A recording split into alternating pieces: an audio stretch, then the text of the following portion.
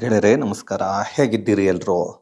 ಗೆಳೆಯರೇ, ಏನೋ ಗೊತ್ತಿಲ್ಲ, ಈ ಒಂದು ಎಣ್ಣೆ ಎಣ್ಣೆ ಎಣ್ಣೆ ಅಂತಿರ್ತಾರೆ ಜನ. ಯಾಕೆ ಎಣ್ಣೆ? ಈ ಎಣ್ಣೆ ಯಾವುದೋ ಎಣ್ಣೆ ಅನ್ಕೋಬೇಡಿ. ಎಣ್ಣೆ ಅಂದ ತಕ್ಷಣ ಮದ್ಯಪಾನ. ಹಾಗೆಯೇ ಈ ಒಂದು ಮದ್ಯಪಾನ, ಹಾಗೆಯೇ ಈ ಮದ್ಯ 1 ವಾರಗಳ ಕಾಲ ಸಿಗೋದಿಲ್ಲ. ಆದರೆ ಯಾಕೆ ಸಿಗೋದಿಲ್ಲ? ಈ 1 ವಾರ ಸಿಗೋದಿಲ್ಲ. 1ನೇ ತಾರೀಕಿಂದ 6ನೇ ತಾರೀಕಿನವರೆಗೂ, ಜೂನ್ 1ರಿಂದ ಜೂನ್ 6ನೇ ತಾರೀಕಿನವರೆಗೂ ಸಿಗೋದಿಲ್ಲ. ಯಾಕೆ ಸಿಗೋದಿಲ್ಲ 1 ವಾರ? ಹಾಗಾದರೆ ಮದ್ಯಪಾನ ಪ್ರಿಯರು ಏನು ಮಾಡಬೇಕು ಅನ್ನೋದು ಇಲ್ಲಿ ಬಹಳಷ್ಟು ಜನಕ್ಕೆ ಇರ್ತಕ್ಕಂಥ ತೊಂದರೆಗಳು. ಏಕೆಂದರೆ ಅದರಲ್ಲೂ ಈ 1ರಿಂದ 6ನೇ ತಾರೀಕು ಅಂತ ಏನು ಹೇಳ್ತಿದ್ದಾರೆ, ಅದರಲ್ಲಿ ಒಂದು ವೀಕೆಂಡ್ ಬೇರೆ ಬರುತ್ತೆ. ನಮ್ಮಲ್ಲಿ ಎಷ್ಟೋ ಜನಕ್ಕೆ ವೀಕೆಂಡಲ್ಲಿ ರೋಡಲ್ಲಿ ಕೂತ್ಕೊಂಡು ಕುಡಿಯೋದು, ಹಾಗೆ ಪಬ್ಬಲ್ಲಿ ಕುಡಿಯೋದು, ಹಾಗೆ ಬಾರ್ಗಳಲ್ಲಿ ಕುಡಿಯೋದು, ಇದೇನು ಹೊಸದಲ್ಲ. ಅದು ಒಂದು ಅಭ್ಯಾಸ ಆಗಿಬಿಟ್ಟಿದೆ. ಈ ಅಭ್ಯಾಸ ಆಗಿರೋದ್ರಿಂದ ಕೆಲವರಿಗೆ ವೀಕೆಂಡ್ನಲ್ಲಿ ಕುಡಿಲಿಲ್ಲ ಅಂದ್ರೇ ಏನೋ ಕಳ್ಕೊಂಡ್ವಿ ಅನ್ನಿಸ್ಬಿಡುತ್ತೆ. ಏನು ಮಾಡೋಕ್ಕಾಗತ್ತೆ? ಆದರೆ ಈ ಸಲ ಆ ಥರ ಆಗೋದಿಲ್ಲ. 1ನೇ ತಾರೀಕಿಂದ 6ನೇ ತಾರೀಕಿನವರೆಗೂ 1 ವಾರಗಳ ಕಾಲ ಈ ಒಂದು ಮದ್ಯ ಸಿಗೋದಿಲ್ಲ. ಮದ್ಯ ಯಾಕೆ ಸಿಗೋದಿಲ್ಲ ಹಾಗಾದರೆ? ಈ ಮದ್ಯ ಸಿಗದೇ ಇರೋದಕ್ಕೆ ಕಾರಣ ಏನು? ಮದ್ಯಪಾನ ಪ್ರಿಯರು ಹಾಗಾದರೆ ಏನೆಲ್ಲ ಮಾಡಬೇಕು? ಇದೆಲ್ಲ ಕೆಲವರಿಗೆ ಯೋಚನೆಗಳು ಬರುತ್ತೆ. ಆದರೆ ಇನ್ನು ಕೆಲವರಿಗೆ ಇದರಲ್ಲಿ ಎಕ್ಸ್ಪೀರಿಯನ್ಸ್ ಜಾಸ್ತಿ. ಈ ಥರ ಆದಂಥ ಪರಿಸ್ಥಿತಿಯಲ್ಲಿ ಏನು ಮಾಡಬೇಕು? ಕೋವಿಡ್ ಟೈಮಲ್ಲಿ ಭಾಳಷ್ಟು ಜನರಿಗೆ ಗೊತ್ತಿದೆ ಏನೇನು ಮಾಡಬೇಕು ಅಂತ, ಎಲ್ಲೆಲ್ಲಿ ಎತ್ತಿಟ್ಕೋಬೇಕು, ಯಾವ ಟೈಮಲ್ಲಿ ತೆಗೆದಿಟ್ಕೋಬೇಕು.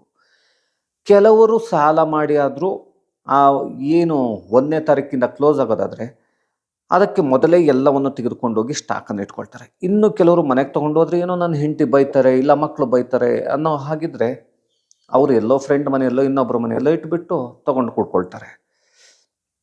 ಆದರೆ ಸ್ನೇಹಿತರೆ, ಇಲ್ಲಿ ನಾವು ಒಂದನ್ನು ನೋಡಬೇಕು. ಎಲ್ಲದಕ್ಕೂ ಕೊಡುಗೆಯನ್ನು ಕೊಡ್ತಕ್ಕಂಥ ಈ ಮದ್ಯಪಾನ ಪ್ರಿಯರು ದೇಶದ GDPಯಲ್ಲಿ ಎಷ್ಟು % ಕೊಡ್ತಾರೆ ಅನ್ನೋದು ಎಲ್ರಿಗೂ ಗೊತ್ತಿದೆ. ಹಾಗೆಯೇ ಇಲ್ಲಿ ಕ್ಲೋಸ್ ಆಗೋದ್ರಿಂದ ಹಾಗಾದರೆ ಮದ್ಯಪಾನ ಪ್ರಿಯರಿಗೆ ಲಾಸಾ ಅಂದರೆ ಇಲ್ಲ. ಮದ್ಯಪಾನ ಪ್ರಿಯರು ಹೇಗೋ ಅಡ್ಜಸ್ಟ್ ಮಾಡಿಕೊಂಡು 1 ಕ್ವಾರ್ಟರ್ ಕುಡಿಯೋ ಜಾಗದಲ್ಲಿ 119 ಆದರೂ ಹೊಡ್ಕೊಂಡು ಓಡಾಡ್ತಾ ಇರ್ತಾರೆ. ಒಂದೇ ಸಲ ಅವ್ರಿಗೇನು ಸ್ಟಾಕ್ ಬೇಕೋ ಸ್ಟಾಕನ್ನು ತೊಗೊಂಡೋಗಿ ಇಟ್ಕೊಳ್ತಾರೆ. ಆದರೆ ಲಾಸ್ ಆಗೋದು ಸರ್ಕಾರಕ್ಕೆ ಅನ್ನೋದು ಅವ್ರಿಗೂ ಗೊತ್ತಿದೆ. ಆದರೆ ಸರ್ಕಾರ ಇದನ್ನು ಕ್ಲೋಸ್ ಮಾಡುವಾಗ ಕೂಡ ಸಿಕ್ಕಾಪಟ್ಟೆ ಯೋಚನೆಯನ್ನು ಮಾಡುತ್ತೆ. ಆದರೆ ಬೇರೆ ಆಪ್ಷನ್ ಇಲ್ಲ. ಯಾಕೆಂದರೆ ತಮ್ಮ ಮುಂದೆ ಇರ್ತಕ್ಕಂಥ ಪ್ರತಿಪಕ್ಷಗಳು ಈ ವಿಷಯದಲ್ಲಿ ಏನಾದರೂ ಬೇರೆ ನಿರ್ಧಾರವನ್ನು ತೆಗೆದುಕೊಂಡ್ರೆ ಏನಂತಾರೋ ಅಂತಕ್ಕಂಥ ಒಂದು ಯೋಚನೆಯಲ್ಲಿ ಮಾಡಲೇಬೇಕಾಗತ್ತೆ. ಹಾಗಾದರೆ ಬನ್ನಿ, ಈ 1ನೇ ತಾರೀಕಿಂದ 6ನೇ ತಾರೀಕುವರೆಗೂ ಯಾತಕ್ಕಾಗಿ ಕ್ಲೋಸ್ ಆಗುತ್ತೆ ನೋಡ್ಕೊಂಡು ಬರೋಣ. ಗೆಳೆಯರು, ಈಗ ಒಂದು MLC ಎಲೆಕ್ಷನ್ ನಡೆಯುತ್ತೆ 3ನೇ ತಾರೀಕು. ಎಲ್ರಿಗೂ ಗೊತ್ತಿದೆ. ಕೆಲವರಿಗೆ ಪದವೀಧರ ಕ್ಷೇತ್ರದ ಒಂದು MLC ಎಲೆಕ್ಷನ್ ಇದು ನಡೆಯುತ್ತೆ. ಇದು ಏಕೆಂದರೆ ಇದರಲ್ಲಿ ಈ ಪದವೀಧರರು ಏನಿದ್ದಾರೆ, ಡಿಗ್ರಿಗಿಂತ ಮೇಲ್ಪಟ್ಟು ಓದ್ದವರು ಪದವೀಧರರು, ಅವರು ಮಾತ್ರ ಓಟ್ ಹಾಕ್ತಕ್ಕಂಥದ್ದು. ಇದರಲ್ಲಿ ಎಲ್ಲರೂ ಓಟನ್ನು ಹಾಕುವ ಆಗಿಲ್ಲ. ಆದರೆ ಇಲ್ಲಿರ್ತಕ್ಕಂಥ ಎಷ್ಟೋ 50,000ನೋ 60,000ನೋ ಏನಿರ್ತಾರೆ ಪದವೀಧರರು, ಅವರು ಓಟ್ ಹಾಕ್ತಾರೆ. ಅವರು ಓಟ್ ಹಾಕಿ ಗೆಲ್ಲಿಸಿ ಉದ್ಧಾರ ಮಾಡೋದಕ್ಕೆ ಒಬ್ಬ MLCಯನ್ನು ಕಳಿಸ್ತಾರೆ. ಅವರು ಉಪಯೋಗ ಇಲ್ಲ, ನಮಗೆ ಗೊತ್ತಿದೆ ಎಲ್ರಿಗೂ.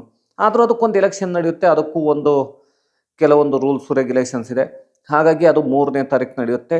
ಆ 3ನೇ ತಾರೀಕು ನಡೆಯೋದಕ್ಕೆ 1ನೇ ತಾರೀಕಿನಿಂದ ಎಲ್ಲ ಮದ್ಯದ ಅಂಗಡಿಗಳು, MRP ಇರ್ಬೋದು, ಬಾರ್ ಆ್ಯಂಡ್ ರೆಸ್ಟೋರೆಂಟ್ ಇರ್ಬೋದು, ವೈನ್ಸ್ ಇರ್ಬೋದು, ಪಬ್ಗಳಿರ್ಬೋದು, ಎಲ್ಲವೂ ಕ್ಲೋಸ್ ಆಗುತ್ತೆ.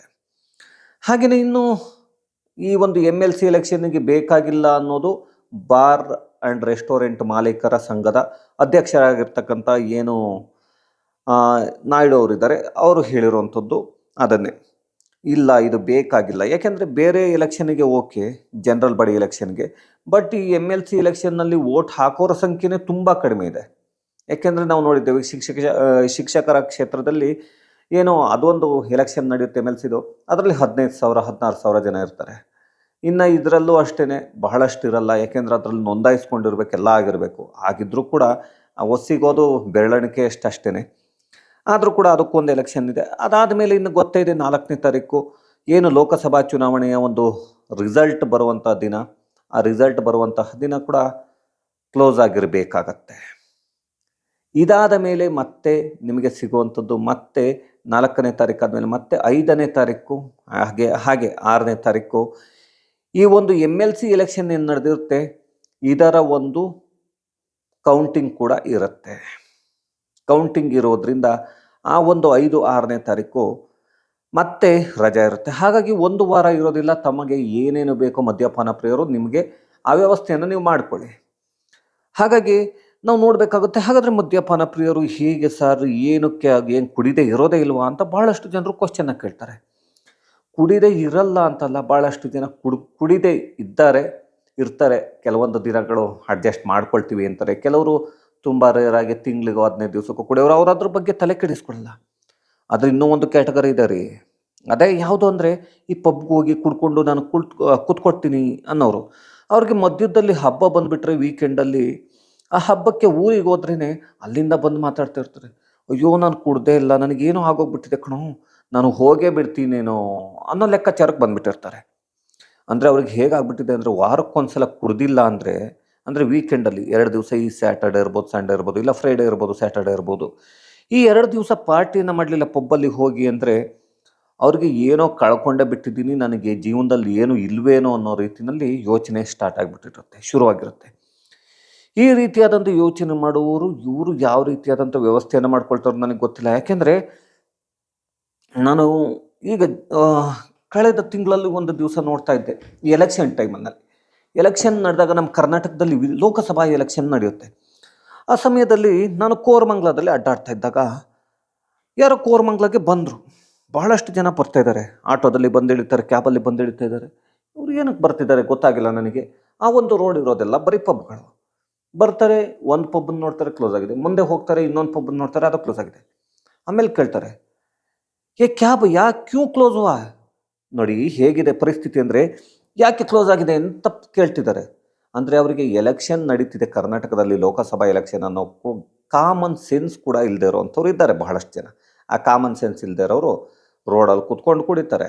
ಯಾಕೆಂದರೆ ಅಲ್ಲೆಲ್ಲ ಪಬ್ಬಲ್ಲಿ, ಈಗ ಕೋರಮಂಗಲದಲ್ಲಿ, ಈ ಒಂದು ಇಂದಿರಾನಗರ ಇಂಥ ಜಾಗಗಳಲ್ಲಿ ನಾವು ನೋಡಿದ್ದೇವೆ, ರೋಡ್ ಸೈಡಲ್ಲಿ ಬಂದು ಬಾಟಲ್ನ ಹಿಡ್ಕೊಂಡು ಕುಡಿತಿರ್ತಾರೆ. ನಮ್ಮ ಪೊಲೀಸವ್ರು ಕೇಳಲ್ಲ ಬಿಡಿ, ತಲೆ ಕೆಡಿಸ್ಕೋಬೇಡಿ, ಅವ್ರನ್ನೆಲ್ಲ ಕೇಳೋದಕ್ಕೆ ಹೋಗಲ್ಲ. ಪಬ್ಗಳಲ್ಲಿ ಆಚೆ ಬಂದು ಗ್ಲಾಸನ್ನು ಹಿಡ್ಕೊಂಡು ಅಲ್ಲಲ್ಲೇ ಕುಡಿತಿರ್ತಾರೆ. ನಮ್ಮ ಪೊಲೀಸವರು ಪಾಪ ಕುಡಿದಿದ್ದಾರೆ, ಏನು ಮಾಡೋದು ಅಂತ ಕೇಳೋದಕ್ಕೆ ಹೋಗಲ್ಲ. ಇಂಥವರೆಲ್ಲ ಇರ್ತಾರಲ್ಲ, ಇವ್ರಿಗೆ ತಡ್ಕೊಳ್ಳೋ ತಾಕತ್ತೇ ಇರಲ್ಲ. ಇವರಿಗೆ ಮತ್ತೆ 6ನೇ ತಾರೀಕು ಏನಾದರೂ ಓಪನ್ ಆಯಿತು ಅಂದರೆ ಇವರು ಮತ್ತೆ ಅಲ್ಲಿ 3 ದಿವಸ ಕುಡಿಯೋದಕ್ಕೆ ಕೂತ್ಕೊಳ್ತಾರೆ. ಹಾಗೆಯೇ ಇನ್ನು ಕೆಲವು ಮದ್ಯಪಾನ ಪ್ರಿಯರು ಇರ್ತಾರೆ, ಅವ್ರದ್ದು ಶೋಕಿಗೆ ಕುಡಿಯೋದಲ್ಲ, ಅವರೇನೋ ಅವರು ಕೆಲಸ ಮಾಡಿರ್ತೀನಿ, ಕೆಲವೊಂದು ನೋವುಗಳನ್ನ ಮರೆಯೋದಕ್ಕೆ ಚಿಕ್ಕ ಪುಟ್ಟಾಗಿ ಇಂಥದಕ್ಕೆ ಕುಡಿಯೋರು. ಅವರ ಕೊಡುಗೆನೇ ಜಾಸ್ತಿ. ಯಾಕೆಂದರೆ ಅವರು ಪ್ರತಿದಿನ ಕುಡಿಯೋರು. ಇವರು ವೀಕೆಂಡಲ್ಲಿ ಕುಡಿತಾರೆ, ಅವರು ಪ್ರತಿದಿನ ಕುಡಿತಾರೆ. ಇವರು ವೀಕೆಂಡಲ್ಲಿ ಕುಡಿಯೋರು ಏನಾಗುತ್ತೆ ಅಂದರೆ, ಇವರು ಪಬ್ ಏನು ಮಾಡಿರ್ತಾರೆ, ಅವರಿಗೆ ಇಲ್ಲಿ ಒಂದು ಫುಲ್ ಬಾಟ್ಲು ಏನು ಅಮೌಂಟ್ ಇದೆ, ಆ ಅಮೌಂಟನ್ನ ಒಂದು ಪೆಗ್ಗಿಗೆ ಕೊಡ್ತಾರೆ ಅಲ್ಲಿ. ಅದನ್ನು ತಗೊಳ್ಳೋದು ಒಬ್ಬ ಪಬ್ಬನ್ನು ಮಾಡಿರ್ತಕ್ಕಂಥ ಮಾಲೀಕನಿಗೆ ಸಿಗುತ್ತೆ. ಆದರೆ ಇಲ್ಲಿ ಈ ಒಂದು ಏನು ಕಷ್ಟಪಟ್ಟು ಕೆಲಸ ಮಾಡಿ ಕುಡಿತಕ್ಕಂಥವ್ರು ಇದ್ದಾರೆ, ಈ ಮದ್ಯಪಾನ ಪ್ರಿಯರು ಸರ್ಕಾರಕ್ಕೆ ಕೊಡ್ತಕ್ಕಂಥ ಕೊಡುಗೆಗಳು ಹೇಗೆ ಅಂದರೆ, ಅವರು ಪ್ರತಿದಿನ ಕುಡಿತಾರೆ ಅವ್ರ ಕೆಲಸ ಮುಗಿದ ಮೇಲೆ. ಬಹಳಷ್ಟು ಜನ ನಾನು ನೋಡಿದ ಹಾಗೆ ಅವರ ಕೊಡುಗೆ ಜಾಸ್ತಿ ಇರುತ್ತೆ. ಅಂತಹವರ ಕೊಡುಗೆ ಏನು ಮಾಡಬೇಕು, ಅದಕ್ಕೇ ಈ ಬಾರ್ ಆ್ಯಂಡ್ ಪಬ್ ಈ ಬಾರ್ ಆ್ಯಂಡ್ ರೆಸ್ಟೋರೆಂಟ್ ಮಾಲೀಕರ ಸಂಘದ ಅಧ್ಯಕ್ಷರಿದ್ದಾರೆ, ಅವ್ರು ಕೇಳಿದರು, ಈ ಒಂದು ಲೋಕಲ್ ಬಾಡಿ ಎಲೆಕ್ಷನ್ಗೆ ಓಕೆ, ಬಟ್ ಜನರಲ್ ಬಾಡಿ ಎಲೆಕ್ಷನ್ಗೆ ಈ ಒಂದು MLC ಎಲೆಕ್ಷನ್ಗೆಲ್ಲ ಇದರ ಅವಶ್ಯಕತೆ ಇಲ್ಲ ನನಗೆ. ಯಾಕೆಂದರೆ ಅಲ್ಲಿ ಎಲ್ಲರೂ ಓಟ್ ಹಾಕಲ್ಲ, ಅಲ್ಲಿ ಹಾಕೋದು ಬೆರಳೆಣಿಕೆ ಎಷ್ಟು, ಇದಕ್ಕೆಲ್ಲ ಬೇಕಾಗಿರಲಿಲ್ಲ. ಇದರಿಂದ ನಮಗೆ ಲಾಸ್ ಆಗುತ್ತಾ ಅನ್ನೋದಕ್ಕಿಂತ ಸರ್ಕಾರಕ್ಕೆ ಎಷ್ಟು ನಷ್ಟ ಆಗುತ್ತೆ ಅಂತ ಹೇಳಿಬಿಟ್ಟು ಸರ್ಕಾರ ಇದರ ಬಗ್ಗೆ ಯೋಚನೆ ಮಾಡಬೇಕು. ಈ ಒಂದು MLC ಎಲೆಕ್ಷನ್ಗೆಲ್ಲ ಈ ತರಹದ ರೂಲ್ಸ್ಗಳು ಬೇಕಾಗತ್ತಾ? ಮೊದಲಿಗೆ ಇದೆಲ್ಲವನ್ನು ಮಂತ್ರಿಗಳು ಯೋಚನೆ ಮಾಡಬೇಕು, ಸುಮ್ಮನೆ ನಾವು ಮಾಡ್ತಿದ್ದೀವಿ ಅಂತ ಮಾಡೋದಲ್ಲ ಅಂತ ಹೇಳಿಬಿಟ್ಟು ಅವರು ಕೂಡ ಒಂದು ಹೇಳಿಕೆಯನ್ನು ಕೊಡ್ತಾರೆ. ಅದು ಸತ್ಯ ಕೂಡ ಹೌದು. ನಮಗೆ ಗೊತ್ತಿದೆ MLC ಎಲೆಕ್ಷನ್ನು ಯಾವ ರೀತಿ ನಡೆಯುತ್ತೆ, ಯಾರು ಎಲೆಕ್ಟ್ ಮಾಡ್ತಾರೆ. ಯಾರೋ 10,000 15,000 ಜನ ಎಲೆಕ್ಟ್ ಮಾಡೋರನ್ನ MLC ಅಂತ ಕರ್ಕೊಂಡೋಗಿ ಕೂರಿಸಿ ಅವರು ಅದಕ್ಕೆ ಉಪಯೋಗಕ್ಕೂ ಇರಲ್ಲ, ಏನು ಮಾಡೋಕ್ಕಾಗಲ್ಲ. ಹಾಗಾಗಿ ಮದ್ಯಪಾನ ಪ್ರಿಯರು ದಯವಿಟ್ಟು ಅಡ್ಜಸ್ಟ್ ಮಾಡ್ಕೊಂಡು ನಿಮ್ಗೇನು ಬೇಕೋ ವ್ಯವಸ್ಥೆಯನ್ನು ಮಾಡ್ಕೊಳ್ಳಿ ಅಂತ ಹೇಳ್ತಾ ಈ ಒಂದು ವಿಡಿಯೋವನ್ನು ಮುಗಿಸ್ತೇನೆ. Thank you very much.